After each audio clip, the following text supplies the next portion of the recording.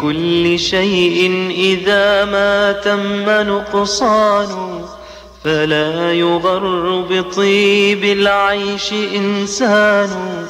هي الأمور كما شاهدتها دول من سره زمن ساءته أزمان. وعالم الكون لا تبقى محاسنه. الله أكبر الله أكبر الله أكبر الله أكبر. أشهد أن لا إله إلا الله. أشهد أن لا إله إلا الله.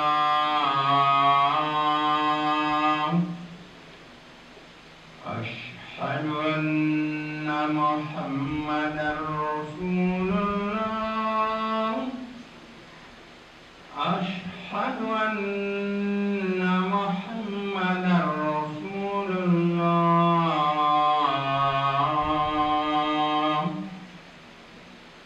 حي على الصلاة. حي على الصلاة.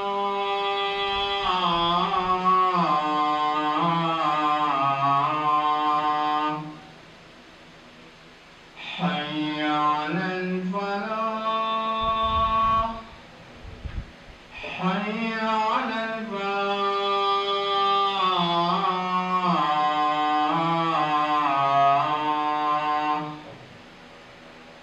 الله أكبر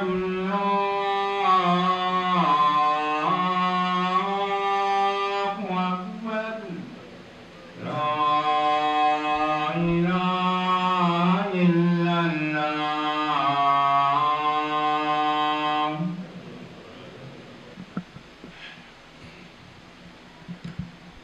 أعوذ بالله من الشيطان الرجيم. بسم الله الرحمن الرحيم.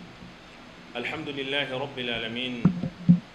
اللهم لك الحمد على نعمة الإسلام والإيمان، ولك الحمد أن جعلتنا من أمة محمد صلى الله عليه وسلم. وأشهد أن لا إله إلا الله وحده لا شريك له، وأشهد أن محمدا عبده ورسوله، الرسوله المجتبى ونبيه المصطفى.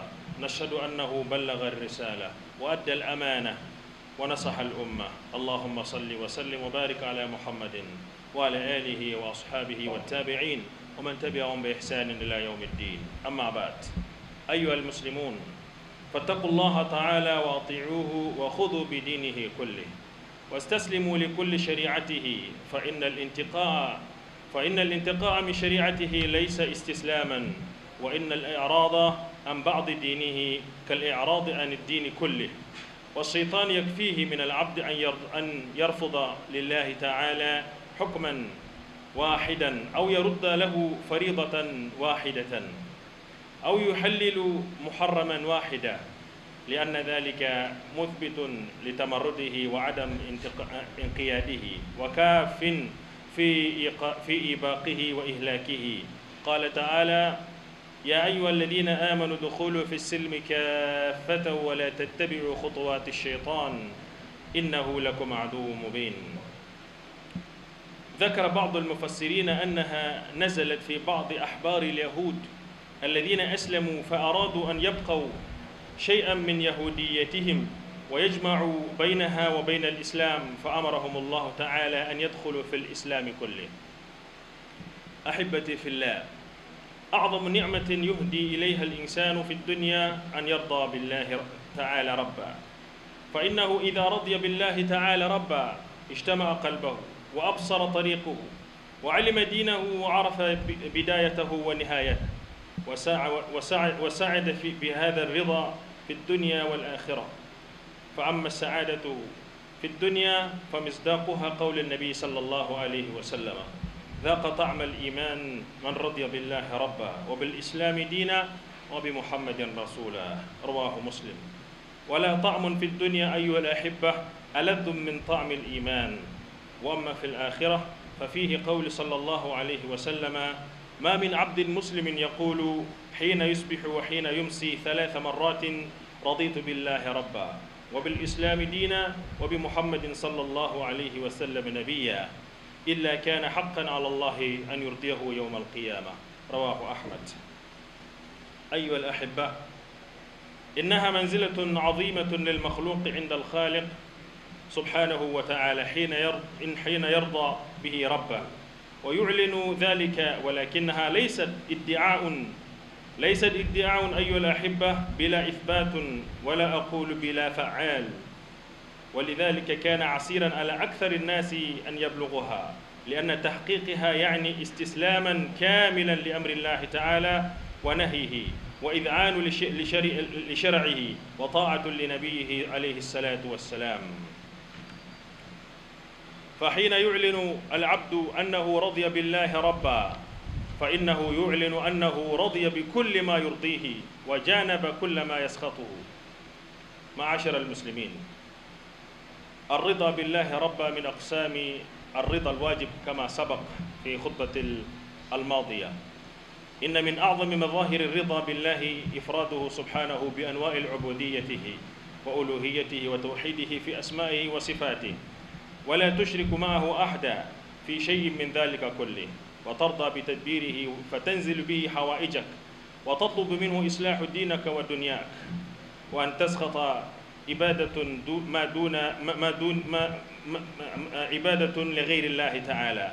فلا ترضى بعبادة النصارى للصليب والمسيح، ولا ترضى بعبادة اليهود لعزير، ولا ترضى بعبادة الوثنيين لبوذا، ولا ترضى بعبادة الأصنام والأوثان أيا ما كانت. قال تعالى: قل أغير الله أبغي ربا وهو رب كل شيء. بارك الله لي ولكم في القرآن الحكيم، ونفعني وإياكم بما فيه من الذكر الحكيم. أقول ما تسمعون، وأستغفر الله لي ولكم ولسائر المسلمين من كل ذنب فاستغفروه إنه هو الغفور الرحيم. Louange à Allah, Seigneur des mondes, qui a fait de nous des musulmans et nous a guidés sur le chemin de la foi.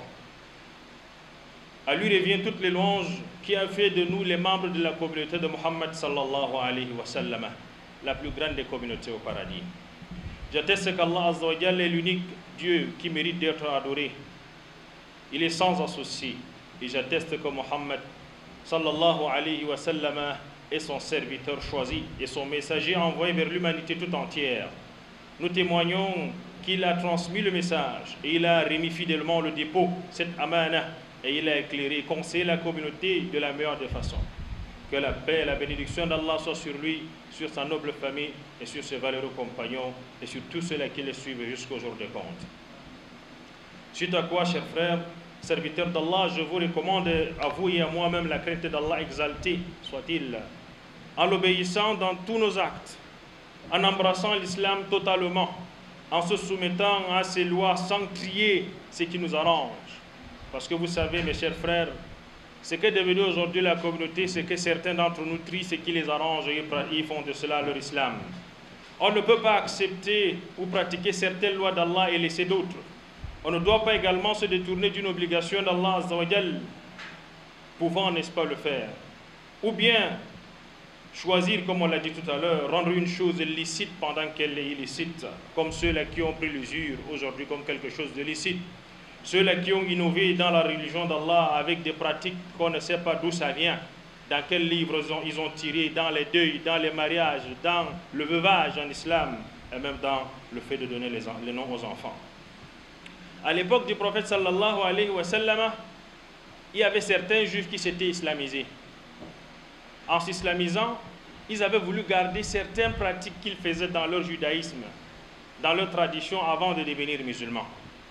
Lorsqu'ils ont donc conservé ces pratiques, ils essayaient de mélanger les habitudes et avec la religion. Allah Azza wa Jal a fait donc descendre ce verset d'après certains de nos mufassirin. Ya ayyuhalladhina amanu dukhulu fi silmi kaffatan wa la tattabi'u khutuwati ash-shaytan innahu lakum aduwwun mubin.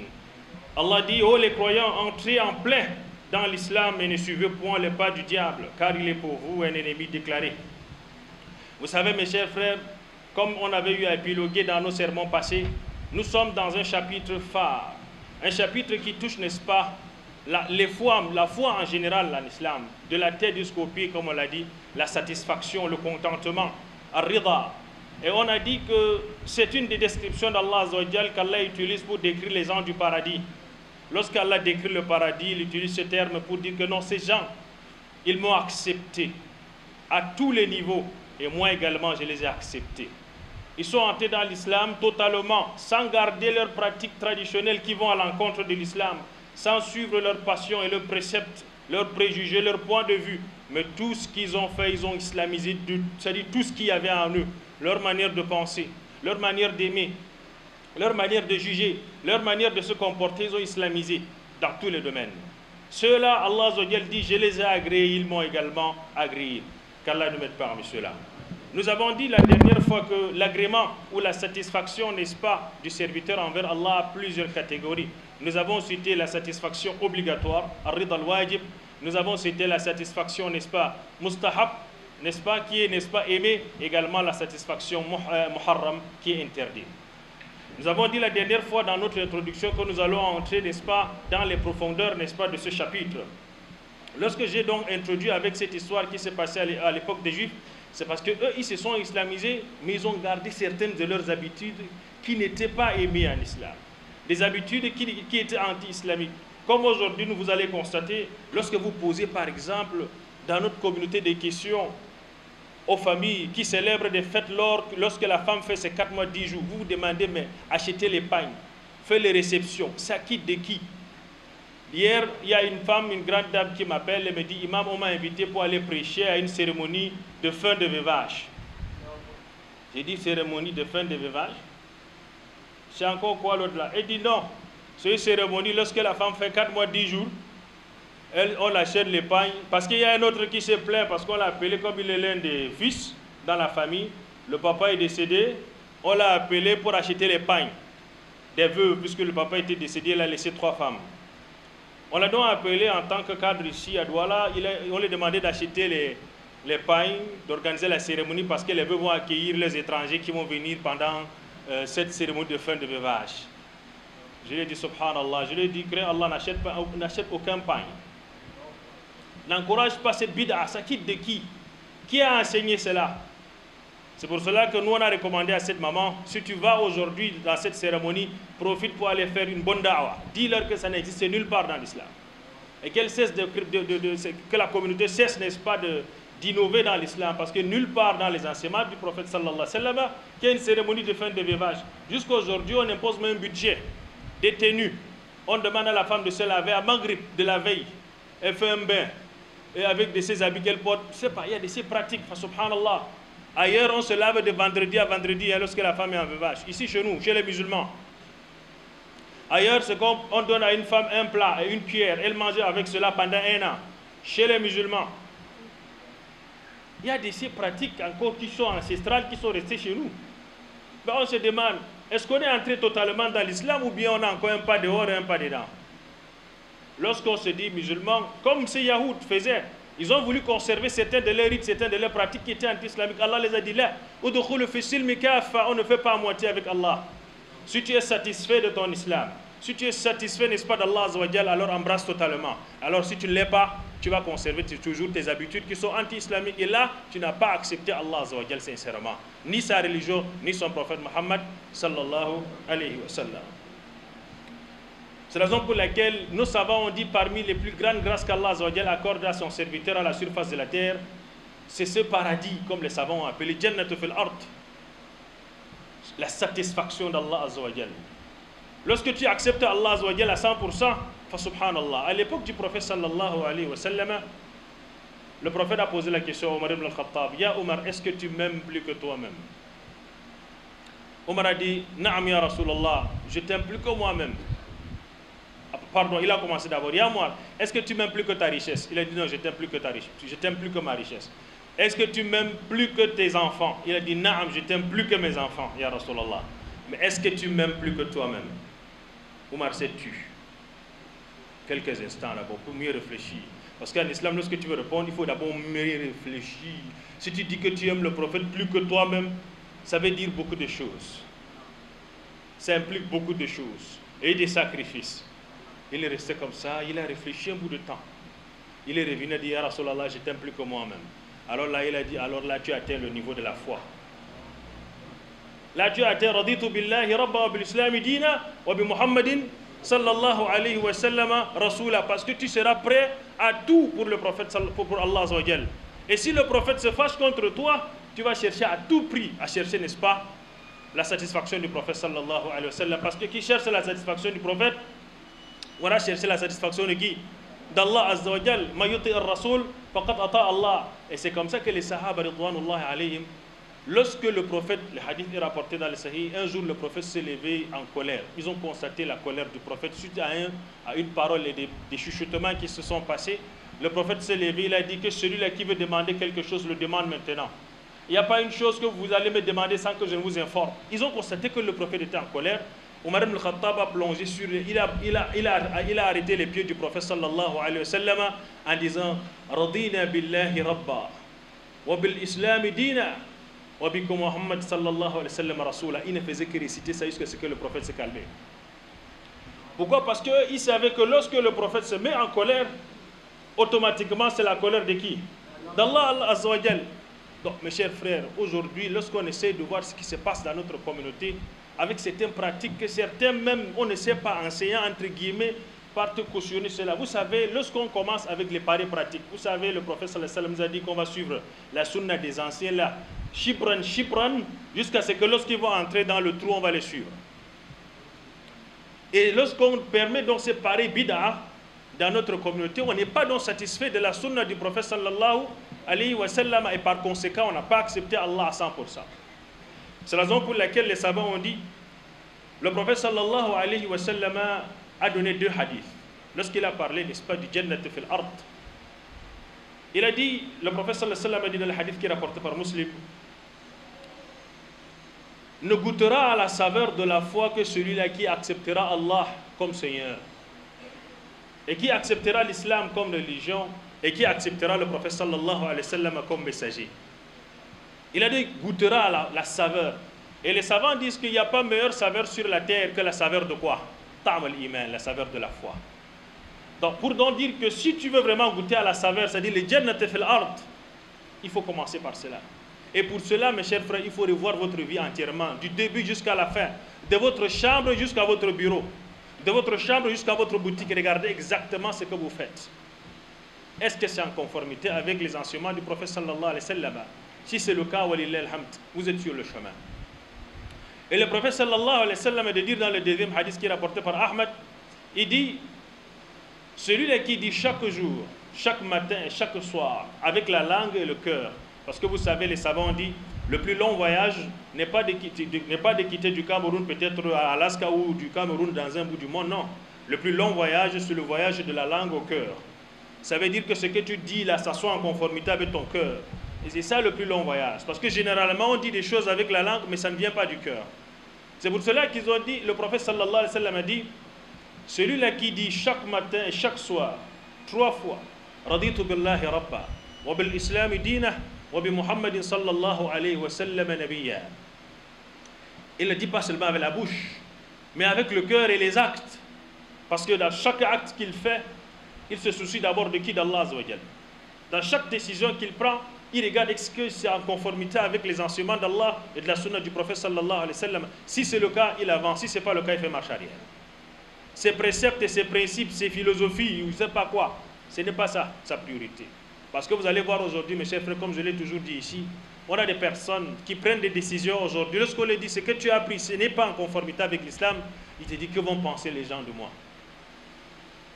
Mais il ne se suffit pas de savoir que va penser Allah azza wa jal de lui. Et donc voilà à quoi on s'est donc assujetti, mes chers frères. Le prophète sallallahu alayhi wa sallam nous dit, celui-là qui le récite 3 fois par jour, avec sa langue et son cœur, alors là, Allah azza wa jal, bi'idhnillahi ta'ala yawm al-qiyamah, sera satisfait de lui.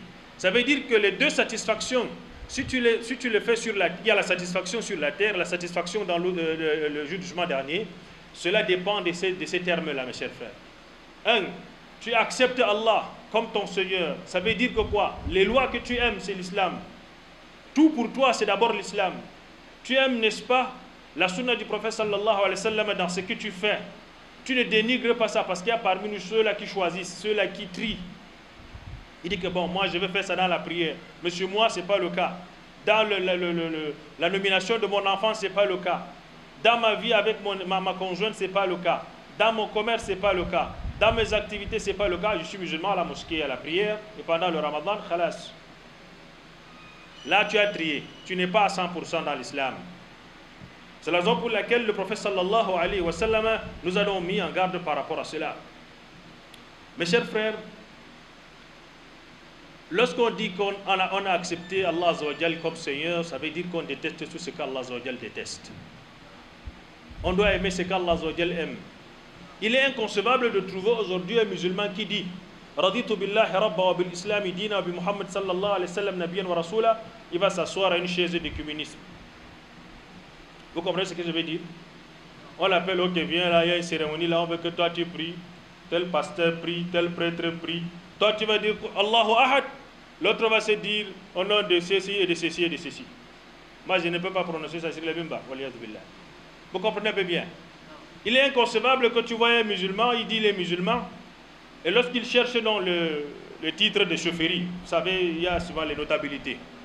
Ce qui est bizarre, vous allez voir dans la communauté des gens qui cherchent à être notables. Et il y a dans certaines tribus de notabilité, il y a des pratiques qui vont de fois à l'encontre même de l'islam. Mais comme ils veulent le poste de notabilité, ils piétinent la loi de l'islam pour faire cela. Vous comprenez un peu ce que je veux dire? Je vais vous prendre un exemple. Lorsqu'on était un peu à l'ouest, il y avait un frère, il avait voulu le poste de notable. Pour donc être notable, il faut passer faire le lakam. C'est le frère qui me comprend, il comprend ce que ça veut dire le lakam. Et le lakam là, c'est une retraite vraiment pas du tout islamique. Parce qu'il y a beaucoup de lois de l'islam que tu vas piétiner là-bas. Pour devenir quoi? Notable. On lui pose donc la question de savoir, mon cher frère, tu es musulman. Et tu veux donc être musulman et en même temps pratiquer les traditions des ancêtres? Ça ne se fait pas. C'est comme aujourd'hui, quelqu'un qui est musulman et va par exemple rendre visite au cimetière, les tombes des ancêtres, etc. Ce sont des pratiques qui sont anti-islamiques. De deux également, mes chers frères, il est inconcevable que vous voyez quelqu'un qui dise que Raditu billahi rabba wa bil islami dina, il aime, il commence à aimer, il apprécie la loi de ces derniers par rapport à la loi de l'islam. Je vous avais raconté une histoire ici qui s'est passée dans le Qisas, dans les Athar. Ça s'est passé dans les zones de Médine là-bas, à l'époque des anciens. En bref, cette histoire disait quoi? Il y avait eu une personne qui était soi-disant un musulman. En fait, c'était un musulman, on le connaissait. Mais lui, à chaque fois qu'il est entré en état de janaba, c'est-à-dire après les relations intimes avec sa femme, il disait, ouais, les autres là, ils sont bien. Lorsqu'ils ont même les relations avec les femmes là, ils ne font même pas les bains de janaba. Vous comprenez ce qu'il disait? Ça veut dire pour lui, le fait de faire le bain de janaba là, c'était quelque chose qui était un peu difficile pour lui. C'était quelque chose qu'il n'appréciait pas. Et fa subhanallah, mes chers frères, si vous êtes un musulman, vous proférez des paroles contre la loi d'Allah Azza wa Jal. Qui a légiféré la janaba? C'est Allah Azza wa Jal. Allah l'a réservé une surprise. Et c'est ce que la Ummah a constaté lorsqu'il est décédé. Bon, c'est une histoire qui est un peu compliquée parce que ce qui va se passer, c'est que ce dernier-là, Allah Azza wa Jal va l'amener du côté de quoi? Lorsqu'on va l'enterrer, ça s'est passé des années plus tard. On l'enterre dans le cimetière, là où il y a les musulmans. Mais ce qui va se passer, il y a eu également de l'autre côté de la ville une autre personne également qui aimait être musulman, mais qui est mort en tant que musulman. Ce qui se passe, lorsqu'on est allé dans son cimetière, dans le cimetière là où il était enterré, on est allé, lorsqu'il y avait eu les travaux là-bas, on devait faire ce qu'on appelle exhumer les corps. C'est-à-dire prendre les corps pour mettre de l'autre côté. Lorsqu'on va là-bas, on trouve le corps d'une fille. Parce que vous savez, ailleurs, les cimetières sont bien organisés. Ce n'est pas comme chez nous, ici, c'est bric-à-brac, c'est le désordre. À tel enseigne que lorsque tu arrives dans certains endroits, il y a les registres, on te dit, si c'est tel, va dans tel rang, tu vas le trouver. C'est organisé. C'est comme cela, donc, lorsqu'on va dans son cimetière, dans sa tombe, on veut déterrer, on se rend compte, sa femme était là, on se rend compte que c'est le corps d'une fille qui est là-bas. On se demande, mais qu'est-ce que cette fille vient faire ici? On demande à la femme, c'était dans cette zone que les frères qui étaient là, c'était par là, oui. Mais qu'est-ce que cette fille vient faire ici?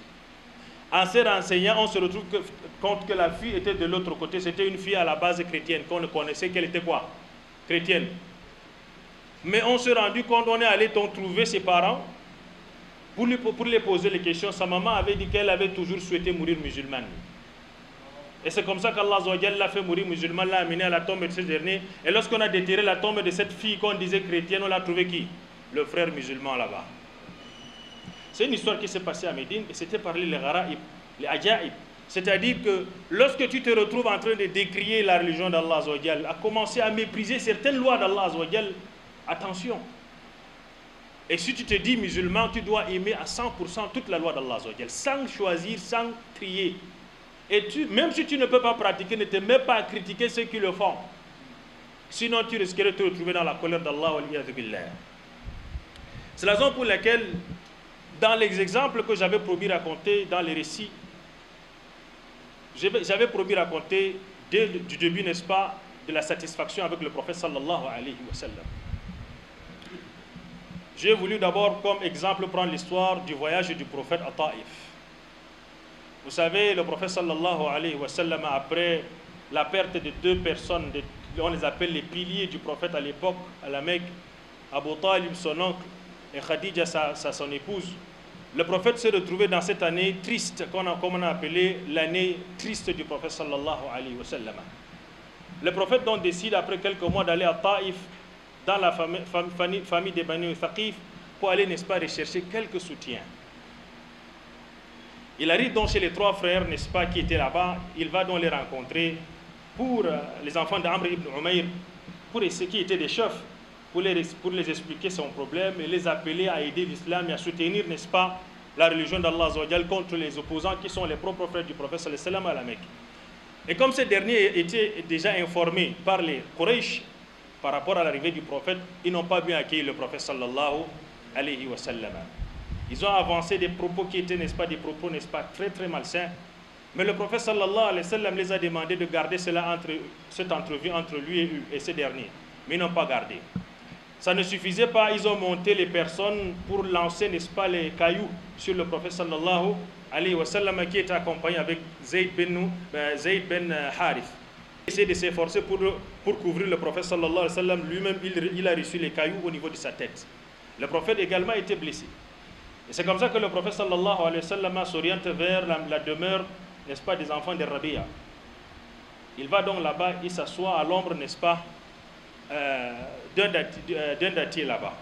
Lorsqu'il s'assoit, les deux enfants d'Arabiya qui étaient là ont demandé à un de leurs servants qui était là, qu'on appelait Adas, d'aller cueillir un peu les raisins et aller donner au prophète sallallahu alayhi wa sallam. Ce n'étaient pas des croyants, mais ils étaient un peu touchés par le geste de ces derniers, l'accueil qu'ils ont donné au prophète sallallahu alayhi wa sallam. Lorsque ce dernier donc allait cueillir les raisins, il est allé donner au prophète sallallahu alayhi wa sallam. Le prophète, avant de manger, dit Bismillah. Et puis Adas lui a posé la question de savoir, mais il n'y a aucune personne dans cette nation, dans ce peuple, qui dit ce mot. C'est ce qu'il dit au prophète sallallahu alayhi wa sallam. Je n'ai pas entendu ce mot-là parmi ces gens-ci. D'où est-ce que toi tu viens? Le prophète lui pose également la question, toi tu es de quelle zone? Il dit, moi je suis un chrétien, mais de Ninive, dans la zone de l'Irak. Vous connaissez la ville de Ninive? C'est la ville de qui? De Yunus ibn Matta. Il dit, tu viens de la ville de Ninive? Il dit, ah, mashallah, tu viens de la ville d'un homme vertueux, un prophète. Il lui dit, mais comment connais-tu ce dernier? Il dit, non, c'est mon frère prophète. C'est comme cela que Adas a commencé à embrasser la tête du prophète jusqu'à ses pieds. Il a embrassé la tête du prophète, ses mains jusqu'à ses pieds. C'est comme cela que les deux enfants de Rabi ont commencé à dire, ah, tu as vu, ton serviteur également, il a corrompu, et il a commencé à le suivre. Et c'est comme ça que lorsque Adas revient maintenant vers ses maîtres lui disent, n'est-ce pas, malheur à toi. Qu'est-ce qui t'a poussé à embrasser sa tête et ses pieds? Il dit, il n'y a pas de meilleur homme sur terre comme lui. Car il m'a donné une information que nulle personne ne pouvait savoir, seul un prophète. Vous comprenez bien? Il a parlé de qui? De Yunus alayhi salam, son prophète qui est dans la zone, n'est-ce pas, de Ninive. C'est comme ça que le prophète sallallahu alayhi wa sallam, lorsqu'il était donc assis là-bas, il a fait une invocation. Pourquoi j'ai pris ce récit? C'est pour comprendre le contexte. Le prophète a quitté la Mecque, il est allé à Taïf dans une mission. Il est dans le travail d'Allah. Mais arrivé là-bas, on l'accueille avec toutes les épreuves que vous voyez. Mais qu'est-ce qu'il invoque Allah Azza wa Jal? Est-ce qu'il invoque Allah Azza wa Jal en présentant c'est-à-dire que son mécontentement, en se plaignant? Pas du tout. Il dit ceci, on avait resté là-dedans la dernière fois. Allahumma ilayka ashku dha'fa quwwati wa qillata hilati wa hawani 'ala an-nas ya arhamar rahimin. Ila man takiluni ila aduwin yatajahhamuni am ila qaribin mallaktahu amri in lam takun sakhitan 'alayya fala ubali ghayra anna 'afiyataka awsa'u li a'udhu bi nuri wajhika al-karim alladhi adaa'at lahu as-samawati wal-ard وأشرقت له الظلمات وصله عليه أمر الدنيا والآخرة أن تحل علي غضبك أو تنزل علي سخطك ولك العتب حتى ترضى ولا حول ولا قوة إلا بك. Le prophète est assis. Il fait cette doigt après ce moment, n'est-ce pas, d'épreuve. Ce que j'ai envie de vous réciter ici, dans ce récit, c'est que le prophète sallallahu alayhi wa sallam, malgré cela, première des choses, il accepte le décret d'Allah. Et vous savez, c'est la chose de fois la plus difficile dans la vie. Lorsque tu te dis que tu es en train de faire un travail qui est bien, un travail de Dieu, et tu viens encore être éprouvé comme ça, on t'accueille comme on t'a accueilli. Mais tu fais quoi? Regardez bien le récit, suivez bien le récit, vous allez comprendre. Le prophète sallallahu alayhi wa sallam, après avoir donc fait cette doigt que je vais vous traduire, le prophète sallallahu alayhi wa sallam a dit: oh Allah, je me plains auprès de toi. N'est-ce pas? Je me plains auprès de toi de ma faiblesse, de mon impuissance et du mépris de ces gens pour moi. Ô toi, Allah Azza wa Jal, tu es le plus clément et miséricordieux. Tu es le Seigneur des jugés faibles, c'est-à-dire des personnes faibles. Tu es mon Seigneur. À qui me confies-tu? À un étranger hostile, c'est-à-dire ces gens de Taïf, ou à un ennemi qui sera en mon maître, c'est-à-dire les gens de Makkah qui étaient, n'est-ce pas, contre le prophète sallallahu alayhi wa sallam. Mais qu'est-ce qu'il dit? Tout cela importe peu tant que je n'attire pas ta colère contre moi. Vous comprenez un peu bien? Malgré les épreuves que je vis dans ma vie, mon seul problème, ya Allah, c'est ta satisfaction. C'est pas moi. Il est dans la douleur, mais sa douleur, c'est pas ça qui l'importe. Mais la satisfaction d'Allah. Si Allah n'est pas contre ce que je fais, ou ce que je suis, ou ce que je suis en train de vivre, alhamdulillah rabbil alamin. Il accepte ce décret d'Allah. Il dit, c'est que si tu es satisfait, n'est-ce pas, parce que ta faveur est plus vaste que toute chose. Je cherche refuge auprès de la lumière de ton visage, par laquelle les ténèbres brillent et par laquelle les affaires de ce monde et celles de l'au-delà marchent bien, contre toute décharge de ta colère sur moi. Son seul problème, ce n'était pas d'aller susciter la colère d'Allah. Vous savez que, mes chers frères, généralement, lorsque nous on est éprouvés, c'est d'abord les pleurs. C'est d'abord nous qu'on voit. Mais ce que le prophète sallallahu alayhi wa sallam nous montre ici, c'est d'abord quoi? Tu es dans l'épreuve, mais cherche toujours la satisfaction d'abord d'Allah. C'est par là que tu vas goûter, n'est-ce pas, aux délices de la foi. Et qu'est-ce qui se passe par la suite? Lorsque le prophète fait cette invocation, il se lève pour entrer vers la Mecque, mais il passe vers le Jabal de Nakhla. Il s'arrête vers la montagne de Nakhla pour prier. Dans sa prière, il y a eu un groupe de djinns qui sont passés, ils ont entendu la lecture du Coran. Et lorsqu'on rentre dans l'histoire, c'est que les djinns avaient constaté un changement dans le monde. C'est-à-dire qu'ils avaient eu des difficultés. À chaque fois qu'ils montaient, les étoiles qui étaient responsables d'être... Les étoiles avaient deux rôles. C'est-à-dire c'était l'orientation, les pôles, les zones polaires, et en même temps c'était des lentilles. Ça embellissait le ciel. Mais ils avaient des difficultés à chaque fois lorsqu'ils montaient pour écouter les causeries des malaïkas.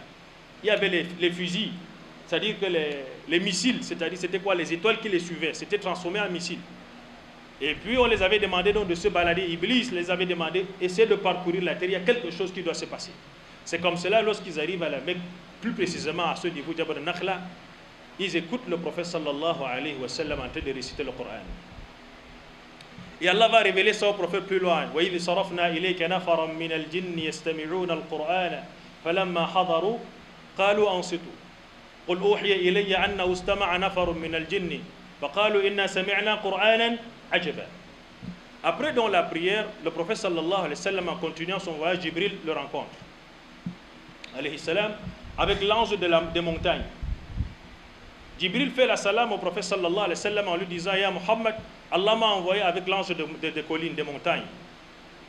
Et l'ange des montagnes salue le prophète sallallahu alayhi wa sallam en lui posant donc la question de savoir ce qu'il voulait qu'il fasse, parce qu'Allah demandait qu'il fasse ce que le prophète voulait. Même s'il fallait cogner, rencontrer, c'est-à-dire écraser ces montagnes-là sur ces gens-là, il devait le faire. Mais regardez, mes chers frères, dans l'histoire du prophète sallallahu alayhi wa sallam, la notion du pardon. Le prophèt dit là. Quelqu'un d'autre, qu'est-ce qu'il devait dire avec ce qu'il a vécu? C'est quoi? Écrase-les. Là, le prophète ne dit pas ça. Il dit là, il faut laisser. Il se pourrait que dans leur descendance, qu'ils sortent quoi des pieux. C'est la notion de afou. Lorsque tu es dans un état, n'est-ce pas, d'injustice que tu as vécu, que tu as été, c'est-à-dire que tu as subi, mais ça ne te pousse pas, n'est-ce pas, à te rebeller ou à te venger, mais tu gardes, n'est-ce pas, ton calme en dévançant le pardon devant toutes choses. Par la suite, le prophète sallallahu alayhi wa sallam, lorsqu'il le dit, il rentre, n'est-ce pas, vers la Mecque. Pourquoi j'ai donc pris cette histoire, mes chers frères? C'est tout simplement pour nous faire comprendre une chose. Lorsque tu dis que tu as accepté Allah comme Seigneur, il faut que tu sois capable d'accepter les décrets d'Allah. Il ne faudrait pas que lorsque tu perds quelque chose, ou lorsque tu subis une injustice quelconque, que tu te mets à te plaindre partout. Là, nous sommes dans un monde d'épreuves. Allah nous a dit وَلَنَبْلُوَنَّكُمْ بِشَيْءٍ مِنَ الْخَوْفِ وَالْجُوعِ وَنَقْصٍ مِنَ الْأَمْوَالِ وَالْأَنفُسِ وَالثَّمَرَاتِ وَبَشِّرِ الصَّابِرِينَ. Les savants nous ont dit quoi? De la même manière que le prophète nous a enseigné de prier, Sallu kama ra'aytumuni usalli, et de la même manière également, on doit chercher à le copier par rapport à sa patience. Certes, le prophète, Allah lui a donné la patience qui est au-delà, mais on doit également faire les efforts pour le copier dans cela. Dans la notion du pardon. Et c'est la raison pour laquelle notre amour doit être plus fort pour le prophète sallallahu alayhi wa sallam, vu les difficultés qu'il a subies, la patience qu'il a eu à supporter pour nous, n'est-ce pas, pour que notre communauté soit, n'est-ce pas, la plus grande communauté au paradis, qui constitue quoi, les 2/3 du paradis, n'est-ce pas, Inch'Allah ta'ala, qu'Allah nous mette parmi ceux-là. C'est comme cela, mes chers frères. Dire qu'Allah Azzawajal, vous êtes satisfait d'Allah Azzawajal, revient à dire quoi? Vous ne pouvez pas aimer ce qu'Allah déteste. Si ce que tu aimes, ce qu'Allah déteste, c'est que tu n'es pas avec Allah. De la même manière, si tu détestes, n'est-ce pas, les injonctions divines et la sunna du prophète sallallahu alayhi wa sallam, c'est que tu n'es pas encore musulman à 100%. C'est la raison pour laquelle Allah Azzawajal avait dit à ces juifs d'entrer à 100%. Donc si aujourd'hui, dans ta famille, ou dans ta vie, ou dans ta maison, tu as encore des pratiques qui sont anti-islamiques, il faut les abandonner. Si tu veux vraiment entrer dans l'islam, rentre, va apprendre la tradition du prophète Mohammed sallallahu alayhi wa sallam. C'est ça qui doit devenir ta tradition, pas ta tradition de ton village. Parce que vous savez, il y a des gens qui vont nous dire deux fois, non, il y a la tradition de mon village. Non, l'islam n'est pas contre certaines pratiques si ça ne va pas à l'encontre de la loi. Il faut bien faire la part des choses. Mais il y a des pratiques qui sont contre l'islam. Là, il ne faut pas les accepter. Tant que tu es musulman, si tu es musulman, il faut être fier de ton islamité, garder ton identité de musulman en tout lieu et en tout temps. On ne peut pas être musulman dans la mosquée et hors de la mosquée, on n'est pas musulman. Donc, voilà un peu la première partie qu'on prend, n'est-ce pas, de cette explication, qu'Allah nous facilite la compréhension. On pourra continuer, n'est-ce pas, avec la deuxième partie de ce sous-thème, Wabil Islam Dina. Là, on pourra également dégager quelques exemples qui sont passés, n'est-ce pas, à l'époque du prophète sallallahu alayhi wa sallam. Qu'Allah nous facilite la compréhension, qu'Allah nous aide à entrer totalement dans l'islam, qu'Allah nous donne, n'est-ce pas, la satisfaction, n'est-ce pas, de ses lois, la satisfaction, n'est-ce pas, le contentement, n'est-ce pas, de ce qu'Allah nous octroie. Parce que des fois, il y a des gens qui se plaignent. Oh, moi, j'ai su comme ça, j'ai subi comme ça. À l'époque, il y avait eu une personne qui était avec son ami. Ils étaient en train d'observer la ville. Ils voyaient comment les gratte-ciel étaient, machallah. Il y avait les gratte-ciel partout, les gens étaient en train de construire, comme aujourd'hui chez nous là. Tu vois celui à passer avec une grosse voiture. Tu vois dans ton quartier comment on est en train de soulever un immeuble là. Il est resté avec son ami, il dit, mais où est-ce qu'on était lorsqu'on partageait tout ça aux gens? Comme vous savez, il y a les gens qui parlent encore comme ça. Où est-ce que nous on était? Voilà comment les gens sont en train de construire les belles maisons par là. Il a commencé à se soucier comme ça. Son ami là, a pris la main, ils sont allés à l'hôpital. Aller à l'hôpital, donc lorsqu'ils arrivent à l'hôpital, ils voient celui-là le pied suspendu comme ça, l'autre qui est en train de pleurer là-bas, l'autre qui est malade, il ne peut même pas bouger. Il dit, où est-ce que nous aussi on était lorsqu'on partageait la maladie ici aux gens-ci? Vous comprenez un peu bien? Donc, de la même manière que tu te plains qu'on a partagé la richesse aux gens, il faut aussi comprendre qu'il y a le malheur qui est partagé. Mais si toi, Allah t'a évité tout ça, remercie d'abord Allah avec les deux grands bras. Parce que lorsque tu remercies Allah, il va te tourmenter. Parce qu'il y a des grâces qu'Allah nous donne, mais on ne le voit pas. Le fait toujours de voir ceux qui nous dépassent, ça nous pousse toujours à faire, n'est-ce pas, c'est-à-dire à rechercher toujours les problèmes. Mais en islam, il faut voir ceux qui sont en dessous de toi. Mais dans la religion, il faut rechercher ceux-là qui te dépassent pour, n'est-ce pas, les imiter, les ressembler. On a la mère d'une de nos sœurs qui est vraiment gravement malade. Cette mère, elle était en bonne santé et subitement, elle a piqué une crise. Elle a commencé à déprimer, une dépression carrément. Elle est sur observation à l'hôpital. Tantôt, on dit que c'est les esprits. Vous savez qu'il y a des fois les dépressions aussi. Les dépressions nerveuses, lorsqu'une personne est dépressive, on va dire que c'est les djinns, alors que c'est un problème de dépression. Également, on peut avoir un cas de méningite un peu fort qui arrive au cerveau, là ça commence. Même il y a même les palus cérébrales, là, tu vas voir quelqu'un qui parle seul, il raconte des choses, qui voit des choses.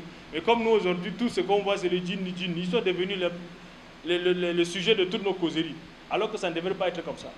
Il y a également des maladies naturelles qui sont là, il y a également ceux-là qui dérangent, mais alhamdulillah pour elle, on a trouvé que c'est un problème, n'est-ce pas, de dépression, même un problème, et elle est sous traitement, elle prie qu'Allah on prie qu'Allah lui donne la santé, qu'Allah guérit, n'est-ce pas, nos malades, qu'Allah, n'est-ce pas, facilite à ceux-là qui sont dans les difficultés, qu'Allah pardonne à nos morts, qu'Allah facilite, n'est-ce pas, ceux-là qui sont endettés, qu'Allah les facilite de rembourser les dettes.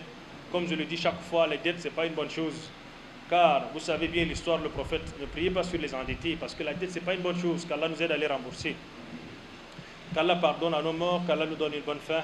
نسأل الله جلنا من الذين يستمعون القول فيتبعون أحسنه اللهم اجعل جمعنا هذا جمعا مرحوما واجعل تفرقنا من بعد تفرقا معصوما ولا تجعل فينا ولا معنا شقيا ولا محروما اللهم وفقنا لما تحب وترضى وادخلنا الجنة مع الأبرار اللهم إنا نعوذ بك من جهد البلاء ودرك الشقاء وسوء القضاء وشماتة الأعداء اللهم أعنا على ذكرك وشكرك وحسن عبادتك اللهم أعنا على ذكرك وشكرك وحسن عبادتك اللهم صل على محمد وعلى آل محمد كما صليت على إبراهيم وعلى آل إبراهيم وبارك على محمد وعلى آل محمد كما باركت على إبراهيم وعلى آل إبراهيم في العالمين إنك حميد مجيد وآخر دعوانا أن الحمد لله رب العالمين.